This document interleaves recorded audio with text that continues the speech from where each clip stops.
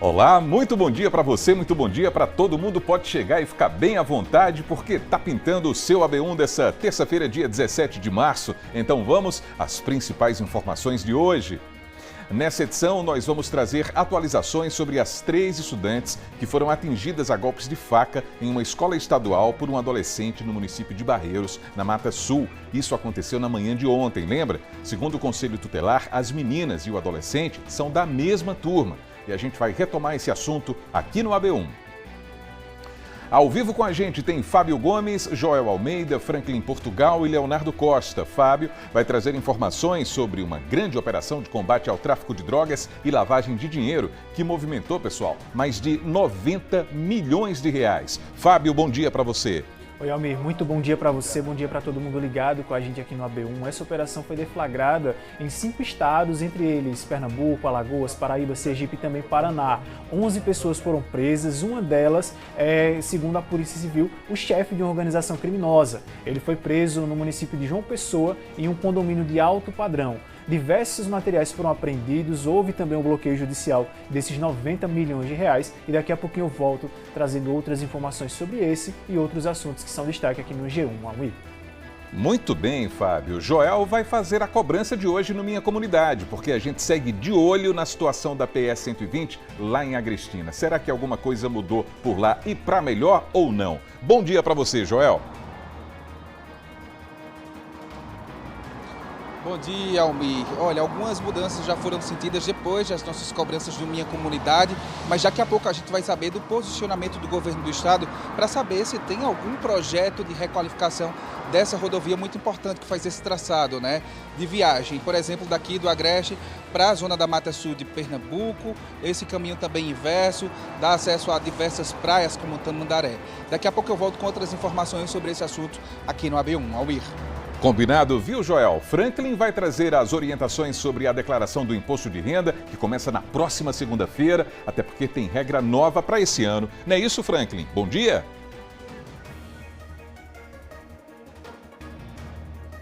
Muito bom dia para você, Almir. Bom dia a todos que nos acompanham aqui no AB1. Daqui a pouco a gente vai estar tratando desse assunto, regras novas, um calendário diferente aí para a liberação dos lotes de restituição. E apesar de termos um cenário novo aí com isenção de imposto de renda para quem ganha até R$5.000, as informações que dão base à declaração estão baseadas justamente no ano de 2025. Então é o ano base 2025 que pauta as informações para a declaração desse ano. Daqui a pouco a gente vai estar trazendo detalhes aqui nesse AB1. Almir.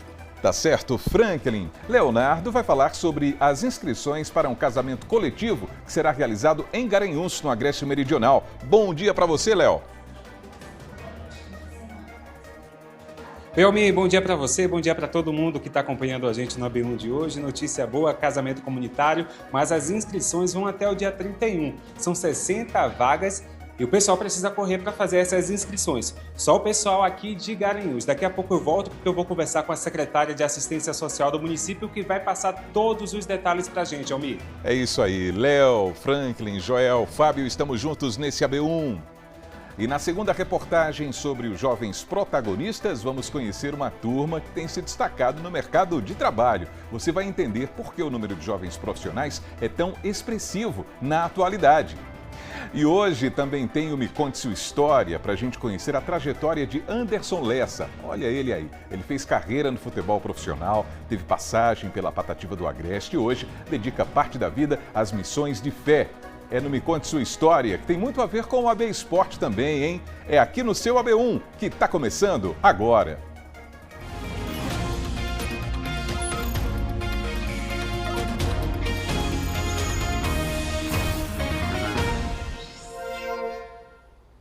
Então, uma ótima terça-feira para você, 11 horas e 52 minutos. Vamos juntos na tela da TV Asa Branca, pelo nosso portal G1 Caruaru e Região e pelo Globoplay também. Aí do lado, o QR Code que leva você para o nosso aplicativo para acompanhar o AB1 ao vivo e de graça pela internet.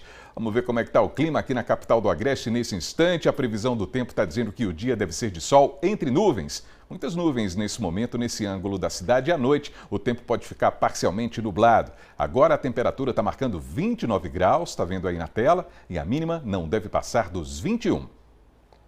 E vamos para o Minha Comunidade de hoje, pessoal. Vamos cobrar mais uma vez melhorias para a PS 120, uma rodovia muito importante para vários municípios da região. Joel Almeida está acompanhando essa situação e será que tem notícia positiva agora? Conte pra gente, Joel. Oi, Almir, já te desejo boa tarde também para você que está acompanhando a gente aqui no AB1. Nossa cobrança hoje, como você disse, Almir, é sobre as melhorias da PS 120. Uma rodovia estadual muito importante que liga diversos municípios, alguns distritos importantes como Batateira e também Laje Grande. Há outros municípios, por exemplo, também na Mata Sul de Pernambuco, Catende, depois Palmares, e também faz essa ligação muito importante, como você já deve ter viajado, você que está assistindo a gente, para Tamandaré, outros municípios pernambucanos, outras praias do litoral sul e também, por exemplo, ao litoral de Alagoas. Muita gente faz esse caminho inverso, né? Também a gente entende que é uma rodovia importante porque faz não só esse traçado, essa rota, mas também pode incentivar, né, a ida e vinda de produtos, escoamento de produtos, por exemplo, da agricultura familiar para as feiras aqui do Agreste e também que pode reforçar o turismo aqui na região. E a gente vem cobrando ao longo desse tempo melhorias importantes, como tapa-buraco, que inclusive foi feita recentemente, mas a rodovia precisa mais do que conforto, precisa oferecer também segurança. A gente produziu uma reportagem muito importante para você entender isso tudo. Vamos ver. O Minha Comunidade de hoje não é em um bairro, nem tampouco em uma rua. É na PS 120, uma rodovia administrada pelo governo pernambucano. Em uma extensão de 41 quilômetros, vai de Agrestina até Catende. É um dos caminhos utilizados que dá acesso a cidades importantes, onde escoam produtos e também que promove um vai e vem para as praias do litoral até o Agreste. Acompanhamos as más condições desta pista desde o ano passado. Em setembro de 2025, encontramos buracos e muitos problemas em diversos locais. Nesse trecho, a quantidade de buracos já tomou as duas faixas da pista. O único jeito de passar é diminuindo a velocidade. Em alguns casos, a frenagem brusca pode acarretar em colisões. Já aconteceu vários acidentes, a gente perder pneu com a buraqueira e a estrada, que nem você vê, é de péssima qualidade. Infelizmente, banqueta a gente não tem, né? O carro quebra, tem que ficar no meio da pista, causa outros acidentes. E fora os pneus que a gente estamos perdendo, né? Cai no buraco, perde logo um pneu. O pneu custa R$ 1.200 do carro da gente, né? Das vans. Aí nós estamos com essa dificuldade até Caruaru, né? Em dezembro voltamos para mais uma vez cobrar investimentos. Não havia nem placas de sinalização na época. O buraco eles taparam, né? Mesmo que não ficou legal, mas taparam. E a banqueta permanece a mesma coisa. Se o carro da gente baixar um pneu, quebrar, a gente tem que ou parar dentro do mato, que ali quando a gente entra dentro do mato, a gente está arriscado cair num buraco, ou bater numa pedra se tiver, entendeu? Ou então arriscar parar o carro em cima da pista, porque infelizmente a gente não tem acostamento. Meses depois nós voltamos. A viagem parece tranquila, com trechos quase sem buracos, mas com retalhos. Pedaços de asfalto que mostram que a operação tapa-buraco passou por aqui, mas os desníveis faz o carro trepidar na pista. Ainda não há sinalização frequente. Há também pontes que parecem abandonadas, que precisam com certa urgência de reparos nítidos. Nessa aqui, já próxima a Catende, a ferragem está aparente e parte do concreto cedeu. Nós percorremos quase 50 quilômetros da saída de Agrestina até aqui, o município de Catende. Durante toda essa viagem, o mesmo problema nos acompanhou: a falta de acostamento, uma área essencial para a segurança viária, utilizada pelos motoristas em casos de acidentes, de panes de veículos e também muito utilizada por pedestres e ciclistas. Aqui, por exemplo, o que poderia ser acostamento é só mato e ali na ponte nem calçada tem. Você vê que a pista não tem acostamento e a BR é muito perigoso, que não tem acostamento e os motoristas não respeitam, né? Tanto de bicicleta como pedestre também. Você tem que se virar pela pista e os carros também não respeitam, é arriscado você sofrer um acidente. Perceba como um pedestre passa nesse trecho ao lado de um caminhão que faz uma ultrapassagem proibida e sem espaço para sair da pista por falta de acostamento. O homem que caminha nas imagens é seu José, que diz que as cenas são corriqueiras. O carro passa por aí, é capaz de arrancar o braço de noite no acostamento que não tem mais para onde correr. E o senhor faz esse percurso sempre, todos os dias? Todos os dias trabalhando, vamos por cada dia. Ou seja, sua ida para o trabalho, sua volta para casa é sempre se arriscando. Se arriscando. Quem trafega por aqui reclama da falta de estrutura e dos muitos acidentes. Tem muito buraco, já perdi pneu já na via, não tem acostamento, corre um risco, né? Se você furar um pneu, não tem acostamento. Se você não tiver triângulo, não tiver um facão para cortar um matozinho, fica de adeusará, né? Marcelo é caminhoneiro, trabalha aqui praticamente todos os dias viajando na região e diz que aqui o perigo maior é a pista simples e sem acostamento. Aqui é muito perigoso, a estrada não tem sinalização, não tem acostamento, a gente corre risco muito grande aqui, questão de acidente. Aqui, se esse caminhão quebra, não tem um acostamento para a gente encostar, a gente para em cima da pista, tem que estar correndo o risco de alguém ver, ajudar, ou se não, sinalizar a pista para não acontecer nenhum acidente, né? Aqui a estrada é péssima, né? Poderia melhorar mais, mas felizmente fazer o quê, né?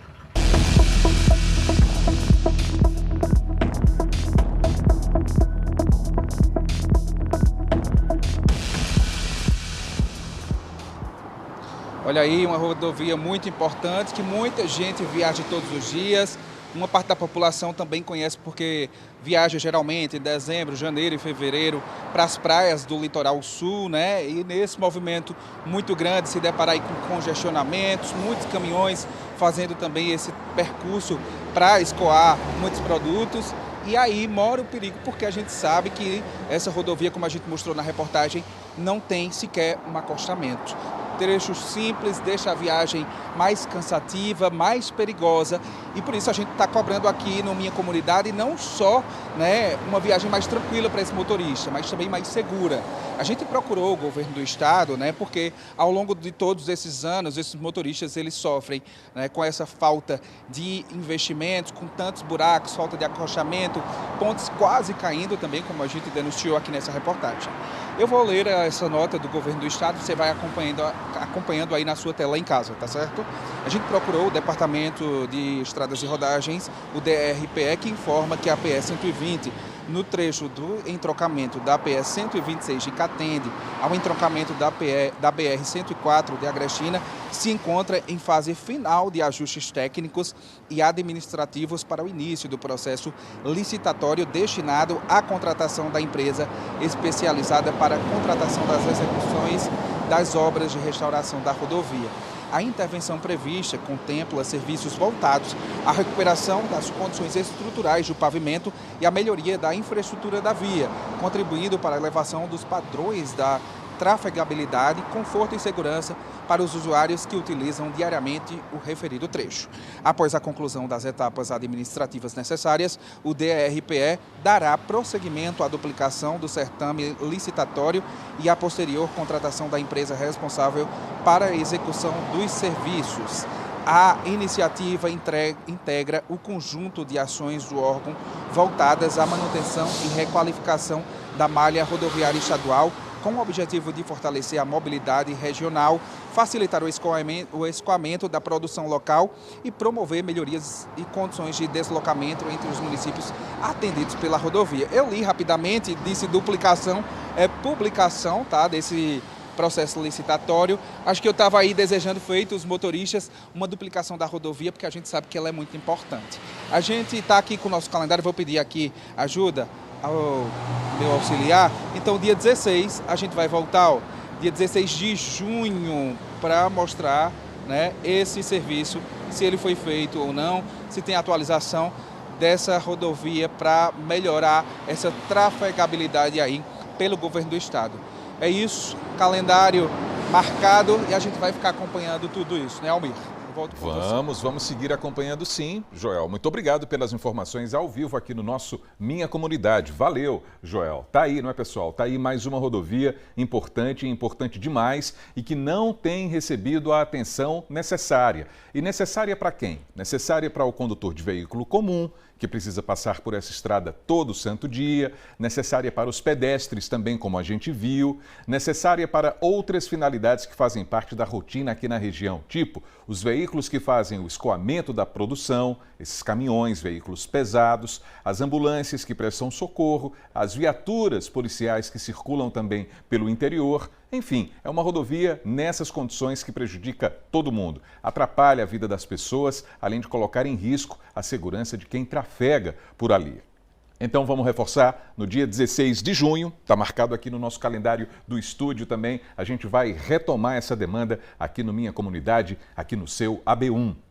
E agora a gente vai para o Momento WhatsApp. E é o seguinte, pessoal, no Petrópolis, aqui em Caruaru, um cano havia estourado em um cruzamento. A Compesa foi até lá e realizou o conserto, mas um buraco que foi aberto permanece. Então a dona Socorro Amaral mandou um vídeo e a gente vai ver essa situação agora. Aqui na rua Napoleão Laureano, com a São Cristóvão. Isso aqui, ó, tá desde o mês de setembro. Um cano estourou, a Compesa veio, consertou, esse e aquele lá, e não vieram fazer o serviço. A gente já procurou a Compesa disse que é a prefeitura, procura a prefeitura disse que é a Compesa. Resumindo, o pessoal agora na madrugada é colocando metralha, não tem mais onde eu procurar. Está com 6 meses. Napoleão Laureano, com a São Cristóvão. Olha aí um problemão há 6 meses, hein? Sobre essa situação, a gente foi em busca da Compesa e da Prefeitura também para entender, não é? Quem é o responsável. Mas até o momento a gente não recebeu um retorno. A nossa produção vai seguir cobrando essa resposta. Viu, dona Socorro? A gente vai seguir de olho até que resolvam esse problema por aí. E a gente lembra que você também pode participar do Momento WhatsApp, você grava um vídeo, mostra o problema na sua rua e manda pra gente pelo 99198-8212, do jeitinho que está aparecendo aí na tela para você. Agora a gente muda de assunto para falar sobre a declaração do imposto de renda que começa na próxima segunda-feira. Lembrando que a Receita Federal divulgou as regras para esse ano. Então, sobre isso, Franklin, em Portugal, tem todas as informações a partir de agora. Não é isso, Franklin? Boa tarde para você. Muito boa tarde para você, Almir. Boa tarde a todos que nos acompanham aqui no AB1. Cada ano tem as regras aí divulgadas. Lembrando que quem fizer a declaração 2026 tem que levar em conta sempre as informações com o ano base de 2025. E a gente conversa mais agora com Arthur Henrique, delegado da Receita Federal aqui em Caruaru. Primeiramente, muito boa tarde, Arthur. Que novidades são essas em relação às regras de 2026? Muito boa tarde a você que está em casa nos ouvindo. Com relação às regras de obrigatoriedade de entrega da declaração, continua praticamente as mesmas. Sofreu atualização. Quem ofere rendimento até R$ 35.584 deve declarar, e quem teve rendimentos da atividade rural acima de R$ 177.920 também deve declarar. E outras regras mais conhecidas, como rendimentos isentos não tributáveis a partir de R$ 200 mil, patrimônio, bens e direitos a partir de R$ 800 mil no ano passado, também é obrigado a declarar. Mas é importante ressaltar que no site da Receita Federal, www.gov.br/Receita Federal, assim, tudo junto mesmo, lá embaixo existe um chatzinho onde você pode consultar se você é obrigado ou não a declarar. Tem também um calendário novo em relação aos lotes de restituição e a declaração pré-preenchida cada vez mais forte? Exatamente. Então, a Receita Federal ela se aprimora ano a ano, então ela tem bases cada vez mais robustas de dados, e esse ano a pré-preenchida está mais ainda completa. Então vem dados mais completos de recibos médicos, pessoas físicas, pessoas jurídicas já é como costumeiramente vem. Quem aderiu ao Revar também, que é lá no site do B3, dados de renda variável também já vem pré-preenchido, já calculado, tudo certinho. E dados do E-Social também. Então, isso evita que pessoas entrem em malha. Não é interessante para a Receita que as pessoas caiam em malha.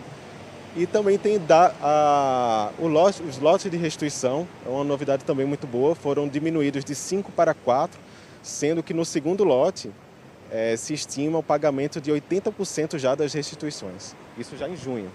E tem também a questão da destinação social no imposto de renda? Perfeitamente. saiba você que você tem um compromisso muito forte sem alterar um centavo do seu bolso, não é uma doação, é uma destinação do imposto de renda que você já pagou a destinar, caso você faça no modelo completo, até 3% para o fundo da criança e do idoso, o fundo da criança e do adolescente e até 3% para o fundo do idoso. Isso faz uma diferença enorme aqui para a nossa cidade e é uma causa social muito digna que gera justiça fiscal aqui para todos nós. Muito obrigado pelas informações e participação de Arthur Henrique aqui com a gente e daqui a pouco a gente volta com outro assunto, Almir. Isso, continuaremos juntos nesse AB1, né, Franklin? Muito obrigado por essas informações. Obrigado ao nosso entrevistado também. E olha, pessoal, a Polícia Civil realizou hoje uma operação contra o tráfico de drogas e lavagem de dinheiro no Agreste. A gente vai até a redação porque Fábio Gomes está chegando ao vivo com esse que é um dos destaques do G1. Uma boa tarde para você, Fábio. Oi, Almir, muito boa tarde para você, boa tarde para todo mundo ligado com a gente aqui nesse AB1. Uma operação muito importante deflagrada pelo DENARC, né, através da delegacia aqui de Caruaru, que cumpriu esses mandados de prisão e de busca e apreensão contra uma quadrilha especializada no tráfico de drogas e também com a lavagem de dinheiro. De acordo com a polícia, esses mandados foram cumpridos em 5 estados, Pernambuco, Paraíba, Alagoas, Sergipe e Paraná. 11 pessoas foram presas e entre elas o chefe de uma organização criminosa que foi preso em um condomínio de luxo em João Pessoa. Somente com ele foram apreendidos 3 armas de fogo, munições e também um carro de luxo. O nome dos presos não foram divulgados. De acordo com a Polícia Civil, a maior parte desses presos atuava na movimentação financeira do tráfico de drogas na região e, de acordo com o delegado Eymar Coutinho, que coordenou essa operação, um dos alvos que foi preso em Sergipe movimentou sozinho cerca de 16 milhões de reais. Em entrevista para a TV Globo, o delegado informou que esse homem morava numa casa simples e tinha uma empresa de fachada que não movimentava pequenas quantias, o que ficou evidente de que se tratava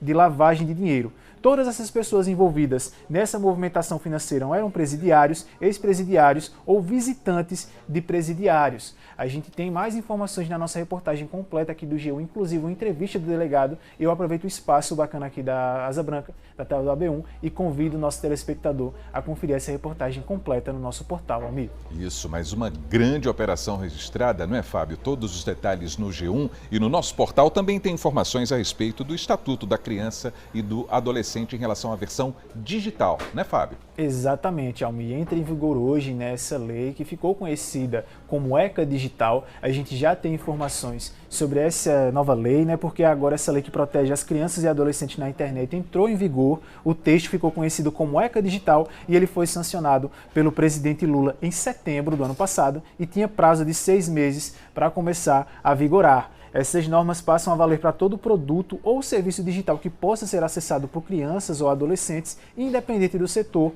ou também do modelo de negócio. De acordo com o Ministério dos Direitos Humanos, o ECA Digital cria um marco jurídico para a proteção de crianças e adolescentes no ambiente digital, com medidas voltadas à segurança online, proteção de dados, prevenção de riscos e responsabilização de plataformas por conteúdos ilícitos e práticas abusivas. Alguns trechos dessa lei ainda precisam de regulamentação para detalhar atribuições e formas de aplicação da lei, e o decreto com essas regras deve ser publicado ainda nesta terça-feira. O descumprimento dessas medidas pode levar a multas que vão de R$10 por usuário cadastrado na plataforma até um limite de R$50 milhões, dependendo da infração. As empresas também poderão ter as atividades suspensas temporariamente ou definitivamente. E, claro, a gente tem essa reportagem também completa aqui no nosso portal, que pode ser acessada apontando a câmera do celular para o QR Code que aparece na tela, Almir. Muito bem, Fábio Gomes. E olha, no G1 também tem informações a respeito do Enem 2025, em relação aos espelhos da redação. Eles já estão disponíveis, é? Estão sim, Almir. O pessoal que fez Enem ano passado e estava nessa expectativa para conferir o espelho da redação já pode estar fazendo essa conferência, né, na página do participante, na página oficial do INEP, né, onde os estudantes que prestaram Enem acessam essas informações e, claro, as notas também dos treineiros, né, que era o pessoal que fez ali o Enem, mas ainda está no ensino médio ou não vai entrar na universidade no momento, né, na faculdade no momento, já podem conferir também. Essa etapa, né, é conhecida como vista pedagógica porque ela permite que o estudante entenda os critérios de correção e as notas que receberam em cada uma das 5 competências avaliadas na redação do Enem. Essa redação, a gente reforça, ela vale 1000 pontos e cada uma das competências explicadas, ela representa 200 pontos. Entre essas competências são avaliados o domínio da modalidade escrita formal da língua portuguesa, compreender a proposta da redação, elaborar uma proposta de intervenção para o problema abordado e sempre respeitando os direitos humanos. Acessando o G1, o pessoal de casa pode conferir mais detalhes sobre como fazer essa conferência, quais são esses critérios e o que é que cada um deles leva em consideração. Almir. Fábio, muito obrigado então pelos destaques de hoje do G1, hein? Nessa terça-feira aqui no AB1. Um bom trabalho para você aí na redação e até amanhã. Valeu, Almir. Bom trabalho para você também aí, bom trabalho para todo mundo que está acompanhando a gente e até amanhã, pessoal. Valeu, Fábio. 12h, 13 minutos. Agora a gente vai para o intervalo, pessoal. Daqui a pouquinho a gente vai falar mais sobre os problemas da comunidade, hein? Porque a situação está bem difícil ali no terminal rodoviário de Caruaru, na frente da rodoviária, por conta de esgoto estourado também, hein? Todos os detalhes daqui a pouquinho no seu AB1, que volta já. 12h, 13 minutos.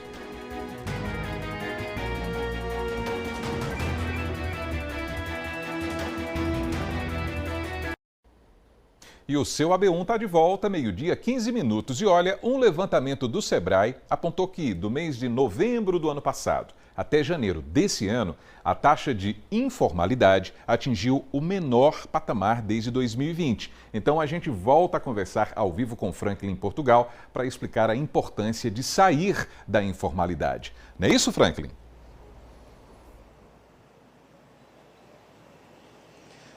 É isso mesmo, Almir, a importância, né, de atender a critérios da legislação para que haja também uma segurança jurídica na operação da empresa e acesso a benefícios, né? E eu converso agora com Sebastião Klebson, ele é analista do Sebrae e vai fazer essa relação com a gente, assim, da diminuição da informalidade com o empreendedorismo. Muito boa tarde, Sebastião. Qual é, então, a importância desse empreendedorismo todo? Né? Boa tarde a todos que acompanham a programação. A atividade empreendedora ela tem papel fundamental na geração de emprego e renda do município, né? E nesses primeiros meses do ano tivemos um saldo positivo de 1.205 empresas, entre novas empresas e empresas encerradas nesse período, o que demonstra que a nossa atividade empreendedora ela vem a pleno vapor, né? E quanto mais novas empresas, quanto mais empresas formalizadas, maior potencial tem essas empresas de contribuir com a economia local, com a geração de emprego e renda na nossa cidade. Qual tem sido o papel do empreendedorismo quando a gente fala na realidade de Caruaru? Né? Então, Caruaru hoje conta com mais de 47.800 empresas ativas, né? E mais de 90% desse total de empresas são pequenos negócios. São microempreendedores individuais, são microempresas e empresas de pequeno porte. E quando falamos de mercado de trabalho, somado a esses pequenos negócios, eles respondem por 53,5% dos empregos formais de carteira assinada no nosso município, sendo um dos destaques o setor de serviço, que possui 49,5% de representatividade na empregabilidade, seguido do comércio com 26%, indústria com 17% e construção civil com 6%. O que demonstra a importância do empreendedorismo, né, a importância dos pequenos negócios para o desenvolvimento da nossa região, para a geração de emprego e o empreendedorismo como uma importante ferramenta de desenvolvimento local, que deve ser bastante estimulado. Como o Sebrae ajuda também nessa questão de saída da informalidade? Isso, o Sebrae, o nosso papel é justamente apoiar esse pequeno negócio através de orientação, de capacitação, de consultorias, justamente para ajudar esses negócios a manterem-se sustentáveis e competitivos, a fim de que eles possam continuar aí na nossa cidade, gerando emprego, gerando renda e promovendo desenvolvimento econômico local no nosso município. Muito obrigado pela participação aqui do Sebastião Klebson aqui com a gente. Eu volto com você, Almir.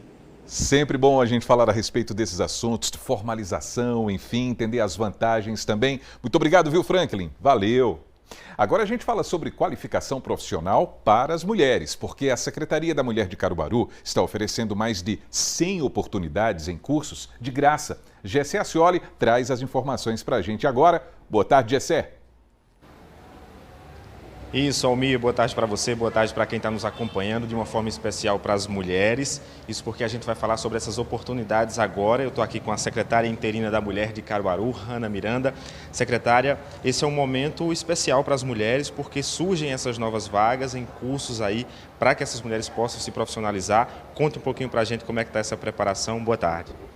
Boa tarde, né? Para a gente é uma alegria estar lançando no mês da mulher, né, 100 vagas de qualificação profissional, uma qualificação consistente com cursos de 120 horas, né? Então estamos oferecendo aí 3 cursos: informática básica, culinária em comidas típicas baianas e também sabumba e triângulo. Então, entendendo a nossa natureza cultural da cidade, né? Por isso que a gente está falando aí da mulher na gastronomia, da mulher na cultura e também da mulher na tecnologia. Então, esses cursos de qualificação profissional, ele tem um propósito de inserir a mulher no mercado de trabalho, nesse mercado formal, né, do trabalho remunerado, e a gente sabe que a qualificação profissional é um mecanismo interessante para essas mulheres estarem inseridas e acessando esse trabalho remunerado.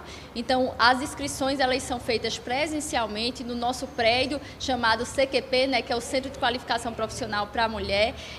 A mulher leva seu documento, vai pleitear essa vaga, os cursos são gratuitos e ela tem a certificação da nossa plataforma, né, do Profissionaliza Mais, uma vez que esses cursos estão em parceria, né, Secretaria da Mulher com a CDTEC, né, que é a secretaria onde faz o gerenciamento dos cursos aqui no município.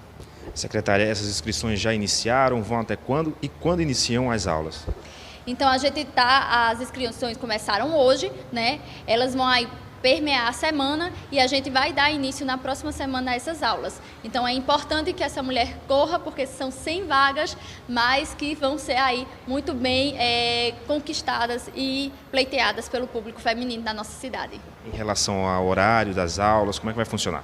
A gente tem turmas que são pelo turno da manhã e também pelo turno à tarde, né? Então, tendo aí a flexibilidade dessas mulheres conseguirem pleitear esses 2 turnos de horário. Muito obrigado, então, secretária. Conversamos com a secretária interina da Mulher de Caruaru, Hanna Miranda. A gente agradece a participação conosco e reforça, né? Só se dirigir à Secretaria da Mulher e participar, né, dessa oportunidade bacana aí para as mulheres. A gente reforça a importância que é a profissionalização, com um contexto geral, para o mercado de trabalho sempre muito exigente e para as mulheres, com certeza, essa é uma grande oportunidade. Almir. É sim, viu, Gessé? É sim. Muito obrigado pelas informações. 12h, 21 minutos agora, e a gente volta a falar sobre os problemas da comunidade. A quantidade de esgoto estourado, espalhado aqui pela cidade, tem sido uma das reclamações, pessoal, mais frequentes. Todo dia a gente recebe esse tipo de queixa. E olha, a reclamação dessa terça-feira é de esgoto estourado em frente à rodoviária de Caruaru. Pense num cartão de apresentação para quem precisa embarcar ou desembarcar aqui na capital do Agreste. Veja. Aqui no AB1 mostramos esgotos em ruas, avenidas e até na frente da Compesa. Mas esse aqui... Estamos em frente ao terminal rodoviário de Caruaru, o mais importante do Agreste do estado. E é em frente a ele que esse esgoto escorre. Anselmo trabalha aqui como taxista na praça da rodoviária e diz que todo dia é uma luta para trabalhar com esse mau cheiro. Mais ou menos um mês está assim, entendeu? Ninguém veio tomar providência. Eu não sei se é do poder público, não sei se é da Compesa, se é da Socicam. Eu sei que está assim. O funcionário que trabalha na Socicam já botou uma bolsa plástica ali para diminuir, mas a serventina é demais, entendeu? Muita sujeira e a gente não aguenta essa caatinga aqui, trabalhando aqui no táxi. Eu tenho 45 anos que eu faço táxi, nunca vi o terminal rodoviário com abandono como está agora. E o senhor estava explicando que é difícil, né, trabalhar nessas condições. É difícil trabalhar nessa situação, porque prejudica todo mundo, a saúde e tal. Essa fedetina aqui enfrenta o terminal rodoviário de Caruaru. Para quem vem de longe e chega aqui, recebe essa situação como boas-vindas. Salete veio do Pará, ficou espantada. O fedor é insuportável. Eu tava para ali, vim para cá e voltei para lá de novo. Está esperando o carro de aplicativo? Está esperando a família. Se for embarcar no carro, tem que tomar cuidado, né? Botar para frente para não pisar na lama, né? Porque se cair aí não tem nem como lavar o pé. Quem passa por aqui também reclama. E quando a gente chega aqui, se depara com esse descaso aí, né? Esse mau cheiro danado, que você não aguenta nem ficar aqui próximo aqui, que é esse mau cheiro aí. E ninguém toma providência. É como eu falei, né? É um descaso, né? Que ninguém, os poder público, ninguém resolve nada disso aí. Fica essas coisas aí, dias e dias. E isso aí, só causando transtorno.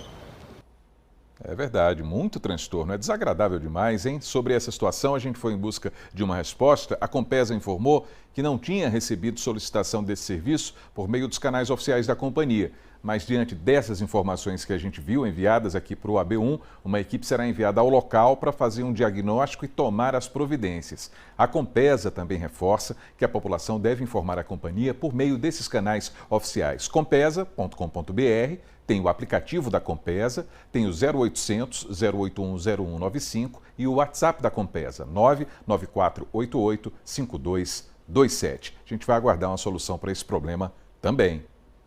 Vamos para o intervalo agora. Daqui a pouquinho a gente vai falar sobre o caso de agressão em uma escola de Barreiros. O adolescente que esfaqueou 3 estudantes está apreendido. Hoje, as aulas na escola foram suspensas. E ainda tem a segunda reportagem especial sobre os jovens protagonistas, hein? E os destaques do mercado de trabalho. Tudo isso no seu AB1, que volta em instantes. 12h, 24 minutos.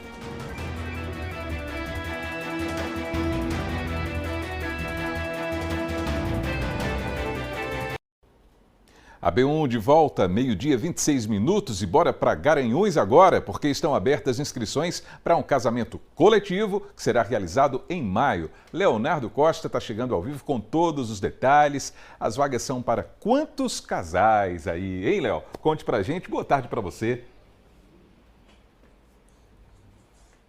Oi, Almir, boa tarde para você, boa tarde para todo mundo que está acompanhando a gente na AB1 de hoje. As vagas são para 60 casais e as inscrições vão até o dia 31 deste mês e aí o casamento no mês que vem. Mas eu vou conversar agora com a secretária de Assistência Social aqui de Garanhuns, que é a Gorete Ferro. Secretária, explica aí para a gente quem pode participar desse casamento.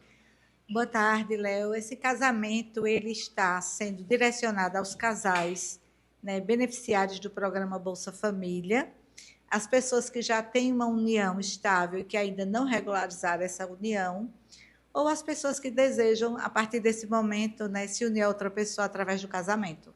Em relação aos documentos, precisam estar atualizados pelo menos com quantos dias? Por exemplo, certidão de nascimento.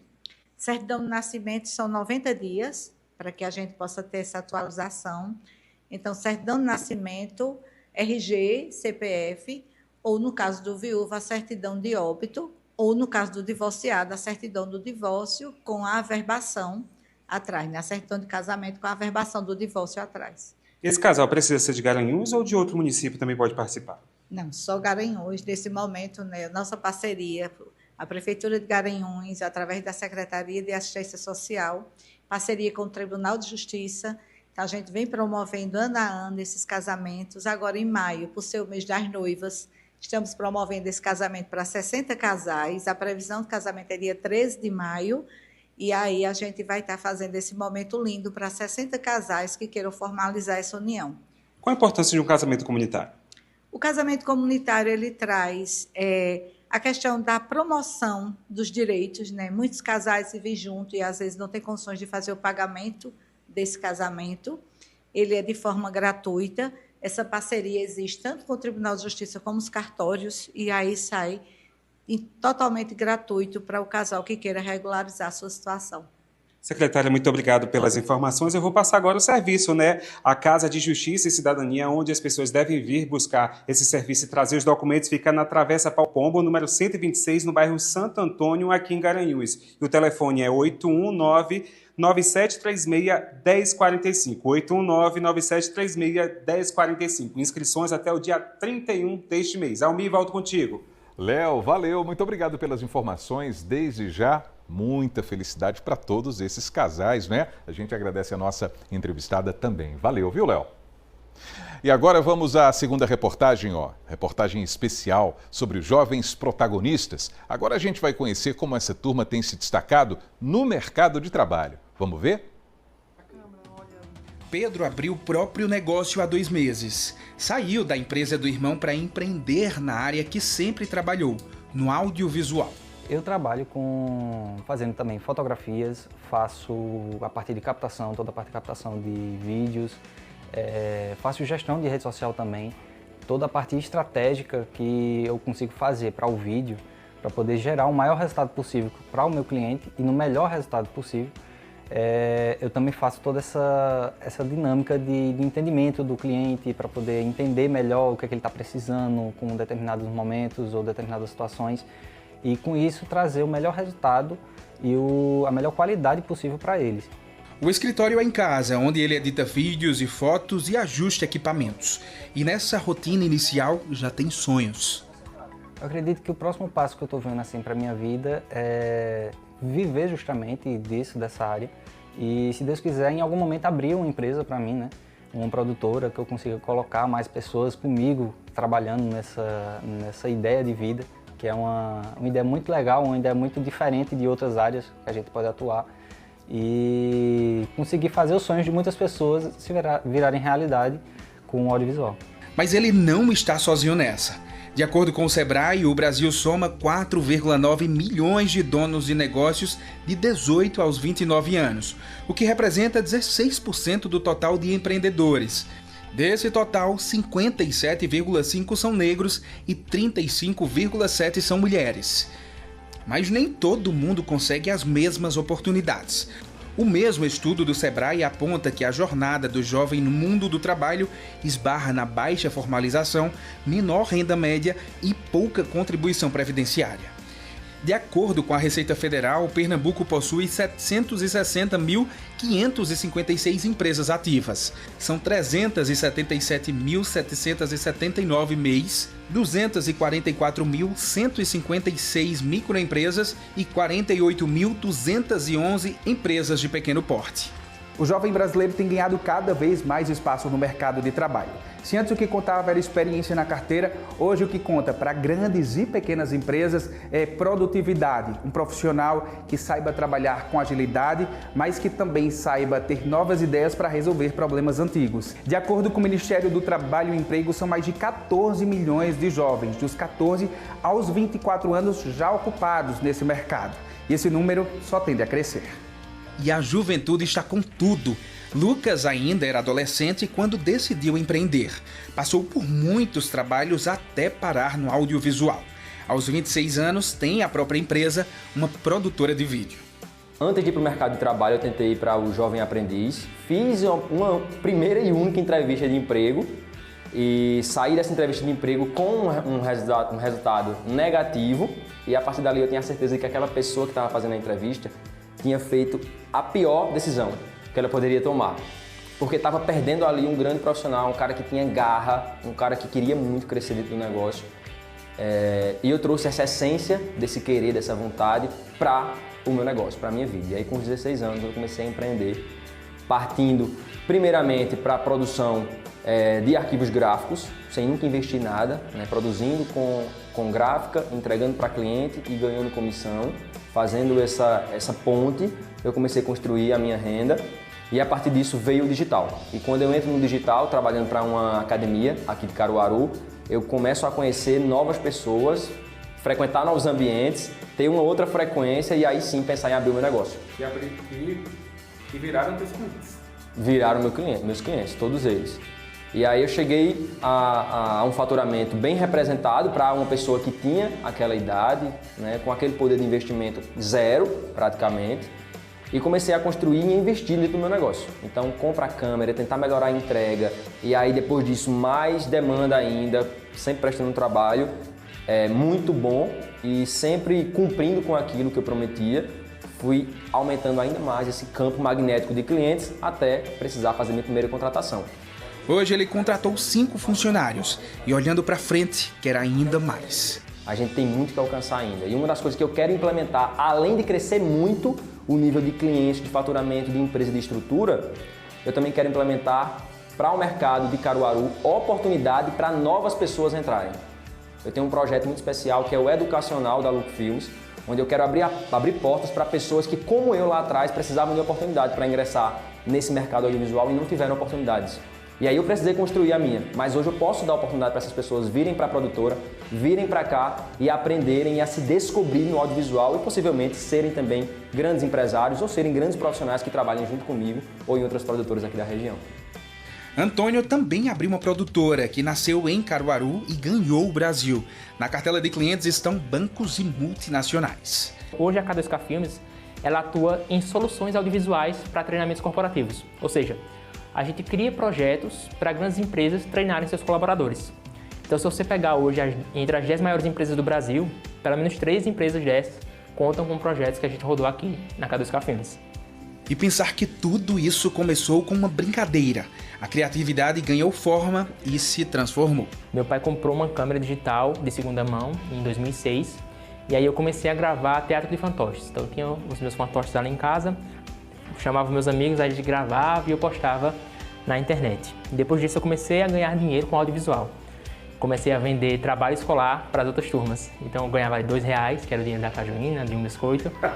E depois fui para o ensino médio, e no ensino médio foi quando eu comecei a experimentar melhor essa questão de fazer vídeo. Os professores davam essa liberdade, né? A gente tinha algumas matérias e tinha uns amigos que topavam as ideias malucas que eu tinha de fazer essas produções. Então a gente vestia os colegas de peixe, mergulhava na piscina e fazia trabalho de biologia, falando sobre a água.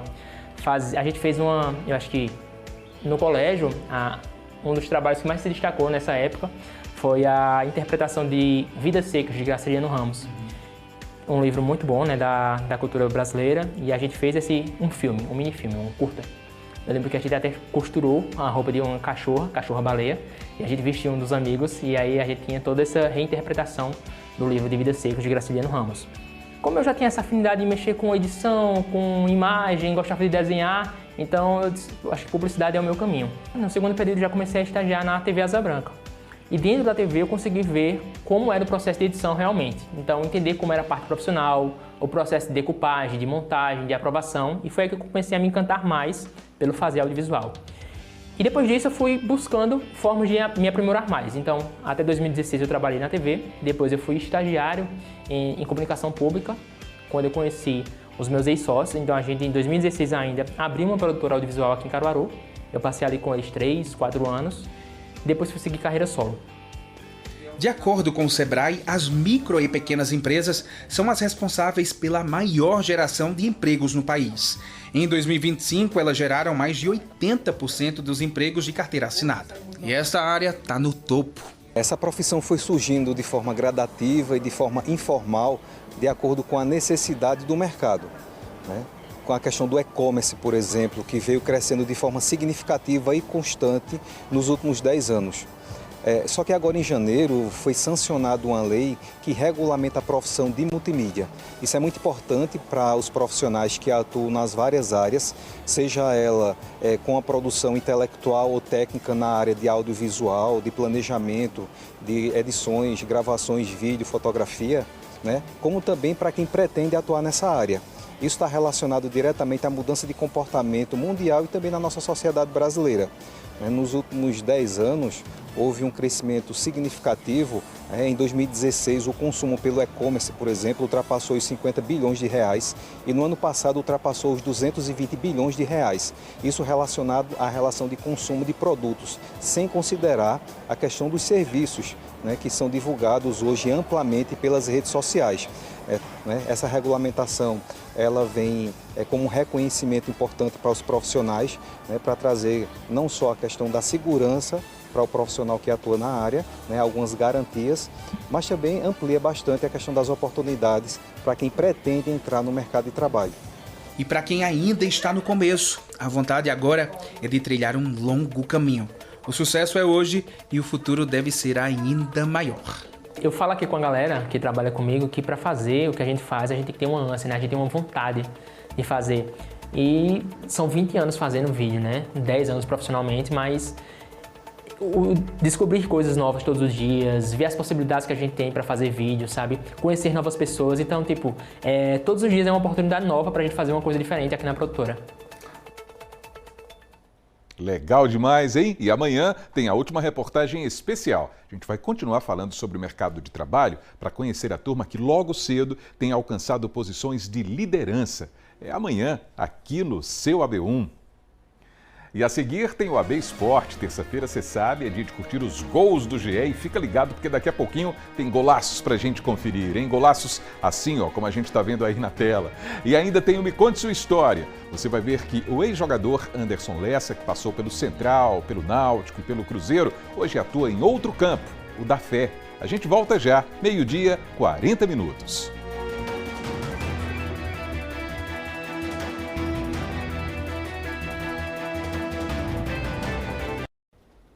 O seu AB1 voltou, meio-dia, 41 minutos, e olha, continua internada no Hospital da Restauração no Recife, a adolescente de 14 anos que foi uma das 3 vítimas atingidas por golpes de faca por um colega de turma. De acordo com o hospital, ela está consciente. O estado de saúde é estável. A agressão aconteceu ontem, dentro de uma escola em Barreiros, na Mata Sul. As aulas seriam retomadas hoje, mas foram suspensas. A violência deixou os moradores da cidade preocupados. Não se fala em outra coisa na cidade. Barreiros fica a 110 quilômetros do Recife. Os moradores dizem que estão preocupados porque nunca tinha havido nada parecido nas escolas daqui. Um adolescente de 14 anos foi apreendido depois de ferir 3 meninas da mesma sala. Eles estudam na Cristiano Barbosa e Silva, que tem 300 alunos e é a única exclusiva em ensino fundamental com regime integral na Mata Sul. Estes vídeos mostram o estudante sendo levado com o rosto coberto para a viatura da PM e de lá para a delegacia. Depois foi encaminhado para Palmares. O Conselho Tutelar falou que a transferência se deu por questão de segurança. O adolescente foi contido por funcionários da escola. Josenildo trabalha no portão e contou para nossa equipe detalhes sobre o que houve. Ele estava... Aí eu vi a faca, a pequena faca. Aí eu corri, quando eu peguei no braço dele, Xande disse, não, botou a arma para ele, botou a arma para o chão, disse, deite. Ele já, para mim já estava tudo certo, ele deitou calmamente, muito calmo, deitou. Eu chutei a faca, peguei a faca, botei no bolso, entendeu? E as crianças desmaiando. Aí fui nas outras salas porque eu pensei que tinha mais gente. Em nota, a Secretaria Estadual de Educação disse que ontem as aulas tinham sido suspensas, mas que hoje elas seriam retomadas aqui na Escola Cristiano Barbosa e Silva. Mas quando a gente chegou, não tinha nenhum aluno aqui. Diferentemente do que foi anunciado pela Secretaria de Educação, a equipe gestora da escola mandou pelo WhatsApp a informação para os pais de que, por conta do clima que ainda está aqui, não seria possível retomar as aulas hoje. Paloma mora em frente à escola. A filha dela e as sobrinhas estudam lá, onde ela e as irmãs também estudaram. Desde ontem circulam muitas histórias sobre o que poderia ter motivado a agressão. Muito abalada, uma coisa nunca vista. Muito abalada mesmo, que como eu falei, a escola assim, é uma gestão, né, que está sempre em cima. E eu nunca vi essa situação, tenho 29 anos, nunca presenciei isso. E mais aqui em frente, né, de casa, nunca aconteceu. Vitor e Edjan são de outra escola e estão preocupados com a violência num ambiente que deveria ser de paz e boa convivência. A gente tem que tentar respeitar um outro, tanto professores quanto vigia. Muitas vezes não é igual ele fez, mas tem muitas outras atitudes de violência que também fazem verbal, aí, né? Verbal também. É um absurdo, né? Porque isso também ele poderia conversar com os pais em casa, tentar resolver em casa, falar com a direção, não fazer assim essa violência, né? Um carro da patrulha escolar passou a manhã inteira na escola. Os PMs entraram para conversar com gestores e funcionários. O gerente de educação da Regional Sul explicou o trabalho feito com os alunos no tema da violência. A escola Cristiano Barbosa, ela faz parte, é contemplada também com o projeto Entrelaços, criado pelo governo do estado de Pernambuco, não é, que tem uma intenção clara, objetiva. A própria governadora diz, ninguém fica para trás, todo mundo se sente acolhido, não é, que é a relação de pertencimento e de respeito às diversidades, né, a convivência mútua, ou seja, a gente aprende com o diferente também, né, e respeita isso. Então a escola é contemplada com isso. Então palestras sobre bullying, rodas de conversa, tem as escutas das adolescências, que acontece inclusive esse período agora no mês de março, que é feito aqui, essa escola que tem adolescentes, né, criança e adolescente. Então a equipe gestora também faz essa escuta com cada um individualmente e vai montando aí, né, seus painéis de atuação. O que a comunidade escolar, os alunos, os pais podem esperar dessa retomada amanhã? Muito acolhimento, né? A princípio, nossa preocupação e a orientação do governo do estado de Pernambuco, nossa secretaria de Educação, é acolhimento às famílias e aos estudantes. Primeiro, entender que realmente é uma situação que deve ser observada com cautela e com seriedade, acolher as famílias que foram atingidas, das meninas atingidas e todo mundo. Então, a escola é um espaço próprio de aprendizagem, de boas relações, de alegria, né? A escola fundamental é alegria, assim, faz parte do aprendizagem, momentos significativos, boas experiências. Então, é retomar isso. O Conselho Tutelar informou que o adolescente vai passar por uma audiência de custódia e deve ser levado para o Centro de Internação Provisória, o CENIP, no Recife. A gente vai seguir acompanhando essa história aqui no AB1. E agora vamos para o AB Esporte. Terça-feira é dia de conferir os gols mais bonitos da nossa região. Herbert Ramos está ao vivo com a gente, com essa missão de hoje também. Né, Herbert? Boa tarde para você. Oi, Almir, boa tarde para você, boa tarde para todo mundo que acompanha o nosso AB1. Terça-feira já virou padrão, é dia da gente conferir os gols mais bonitos que aconteceram aqui no interior. A gente fez uma seleção muito bacana com gol de tudo quanto é jeito, então simbora conferir os gols do GE de hoje. Fala, garotinho, tá começando mais uma edição do Gol do GE. Esse que é um dos momentos mais aguardados da semana, um dos mais hipnotizantes, sem dúvidas, do AB Esporte, mais aclamado, deu pra entender, né? É potência. A gente ri, a gente chora, a gente se diverte com os gols mais bonitos dos atletas peladeiros ou não de Caruaru e região. Diretor, bota aquele forrozinho porque tá no ar o Gol do GE. Vi dois siribola jogar lá no mar. Vi dois siribola jogando bola lá no mar. Vi dois siribola jogar. O primeiro gol é do Miguel Henrique, daqui de Caruaru. E já vou lançando o spoiler, porque foi um golaço de falta, viu? E a falta de trás do meio de campo. Mas tá tudo certo. O Miguel vai mostrar que pra ele, essa posição parece pênalti. Haja força na perna, viu? Encheu o pé e cobriu o goleirão. Miguel, tamo junto, valeu! O segundo gol também é de um Miguel, também de Caruaru, e quero dizer que para aqueles que têm problemas com fofuras, que não poderão assistir esse segundo gol, que é conhecido como Força Fofa, meu Deus do céu. Olha pra isso, tamanho de gente. Bom, mas antes do gol já temos o primeiro momento fofura na cobrança de lateral. Opa, isso, meu Deus. A bola quica na área e sobra pro Miguel colocar por cima do tio, marcando um golaço de cobertura. Miguel do céu. Ô mãe, pode investir que o menino tem talento, viu? Valeu, Miguelzinho. O próximo aqui de Caruaru, começamos a evoluir o nível, viu? E neste momento eu vi qualidade. O famoso toque me voe, box to box, qualidade avançada e entrosamento barcelonial. Essa palavra nem existe, mas é pra vocês entenderem o nível de golaço que estamos mostrando. Toca pro meio, volta a bola, cruza pro ponta e a bola é lançada para o meu volante artilheiro, que chega como homem surpresa na área, livre de marcação, artilheiro, definidor, onipresente, Lequinho. Ele mesmo, o cara, ainda faz de letra pra felicidade de muitos e a tristeza do goleiro. Valeu, Lequinho, aplausos. Vamos subir as 7 colinas e bater lá em Garanhuns. Depois de Vinícius Júnior, Neymar Júnior, Dorival Júnior, Fábio Júnior e meu tio Júnior, temos mais um ídolo. Agora é a vez do Henrique, também Júnior. Mais um gol com o tic-tac do time. A jogada começa na recuperação de bola na defesa, em ligação rápida para o ataque, até a bola chegar para o meu artilheiro. Jogador que ainda finge que chuta, desconcertando o zagueiro rival e toca no contrapé do goleirão. A frieza de quem sabe, viu? Valeu, Júnior! O último de hoje também é de Garanhuns City. E agora vamos assistir o que é uma bela cobrança de pênalti. O batedor é o Cleiton. Ele ouve o apito, corre pra bola e coloca lá onde a coruja dorme. Que golaço, jogador! Se é decisão, eu mesmo tinha fechado o zóio, batido com força no meio do gol e tchau! E com essa obra-prima encerramos mais uma edição do Gol do GE. Semana que vem tem mais. Fui!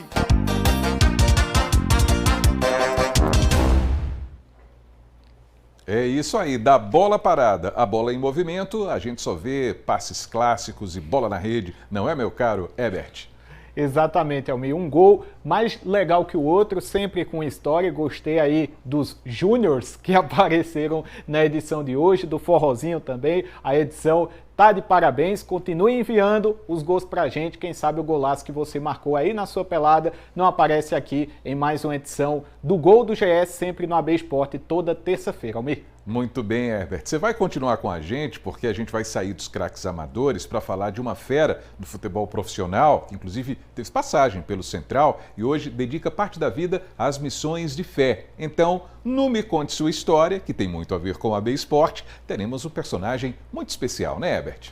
Exatamente, Almir. O personagem do Me Conte Sua História dessa terça-feira é Anderson Lessa, que jogou no Central, jogou no Náutico, jogou no Cruzeiro e hoje tem uma missão de fé como rotina de vida. Então vamos conferir o Me Conte Sua História de hoje.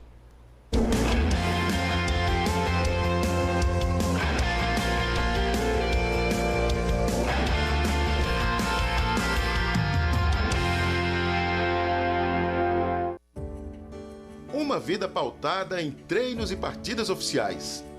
A profissão que escolheu para seguir, envolvendo a bola e a busca pelo aperfeiçoamento. Ser eficiente, ganhar milhares de corações na arquibancada. Tudo parte da trilha do futebol. Gol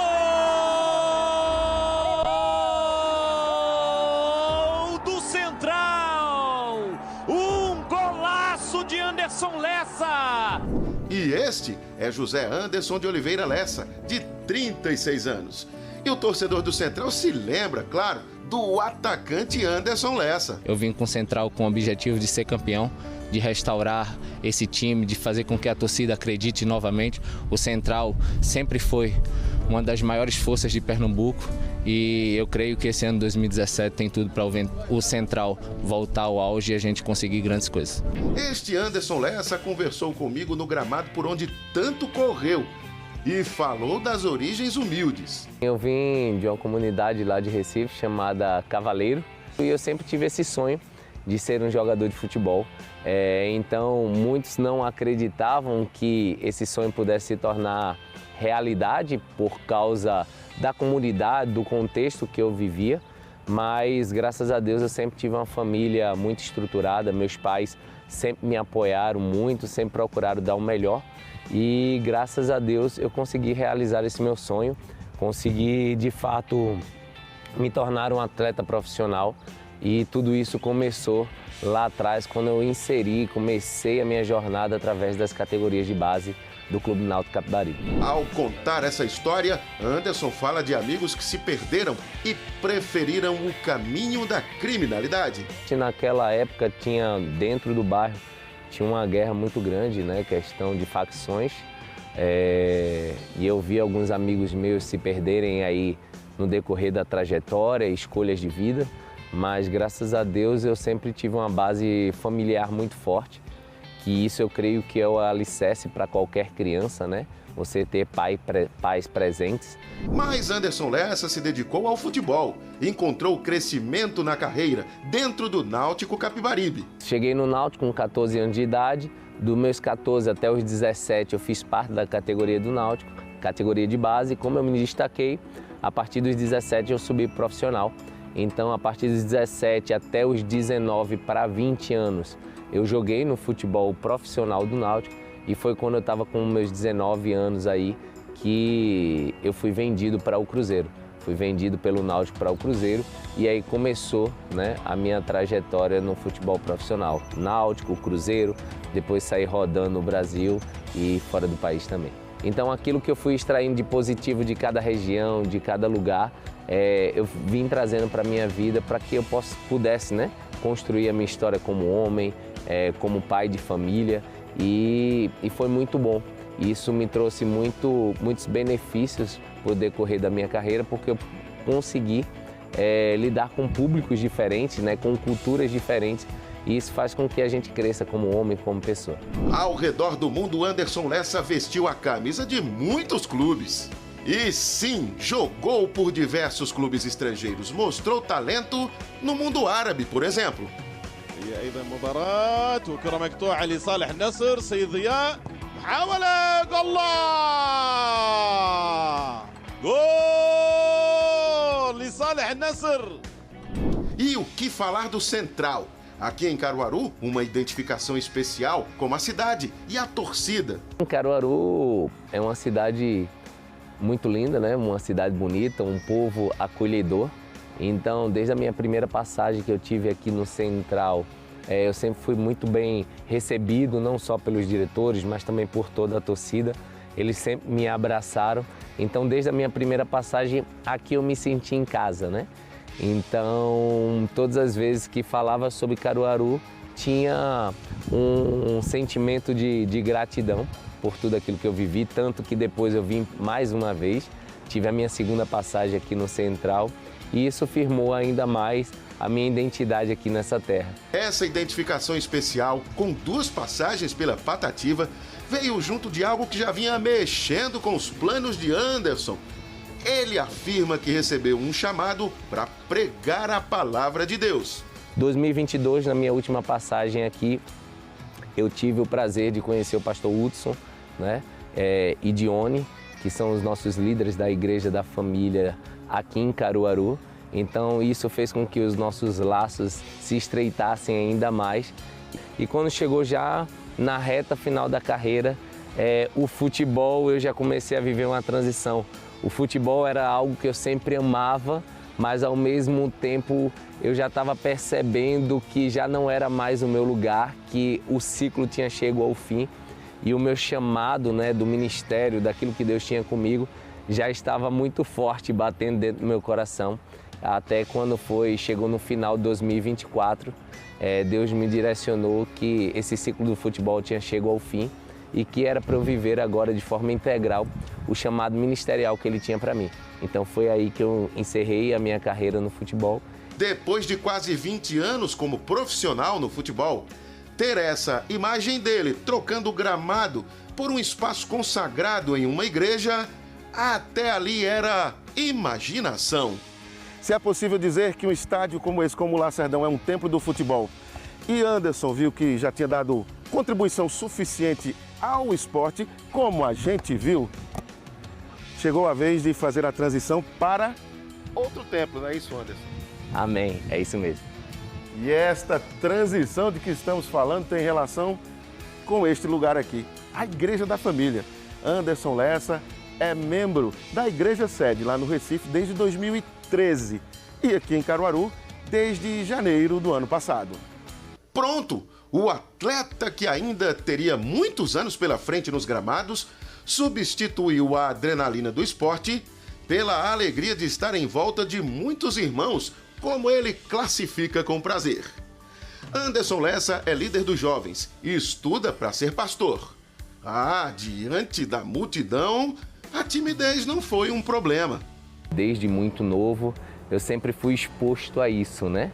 A lidar com pressão, a falar no meio de público, né? Do meio do público, a dar entrevistas, né? Antes dos jogos, pós-jogos.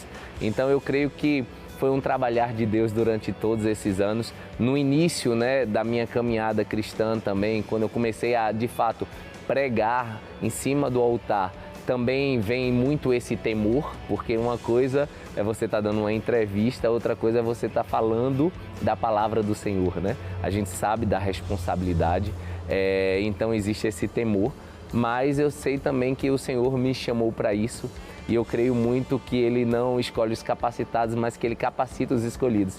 E hoje eu me enxergo muito mais maduro aqui em cima do altar para poder liberar a palavra que Deus ministrou ao meu coração.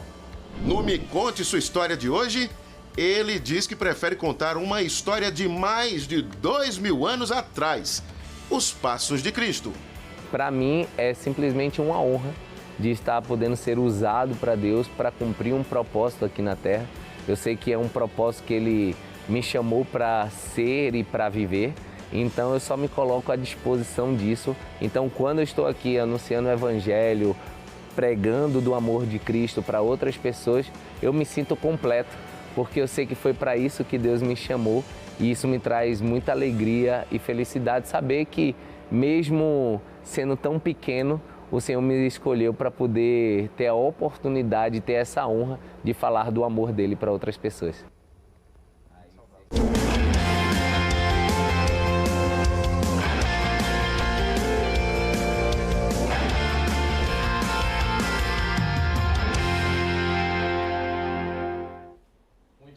Essa história do Anderson Lessa, né?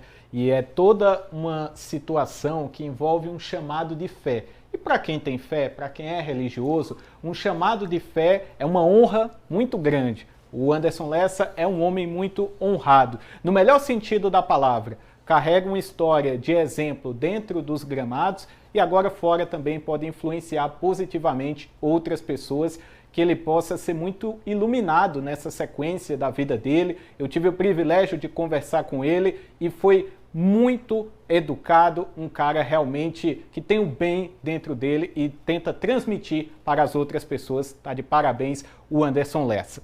E essa história marcou o AB Esporte dessa terça-feira. Eu vou ficando por aqui, Almir, fazendo um convite também para todo mundo acessar o nosso portal de notícias esportivas para conferir outros destaques. GE, Caruaru e região. Vou ficando por aqui. Até amanhã, Almir. Combinado, Herbert. Grande abraço para você e até amanhã. E daqui a pouquinho tem o Panorama CBN. A gente vai conversar com Suelen Miranda. Ela é psicóloga e nós vamos falar sobre esse cenário de escalada da violência que a gente tem visto todos os dias. O que é que está acontecendo com essa sociedade, hein? O Panorama começa às 2h na rádio que toca notícia. E assim termina o seu AB1 dessa terça-feira, mas a gente volta a se encontrar amanhã, se Deus quiser. Uma ótima tarde para todo mundo e até lá, pessoal!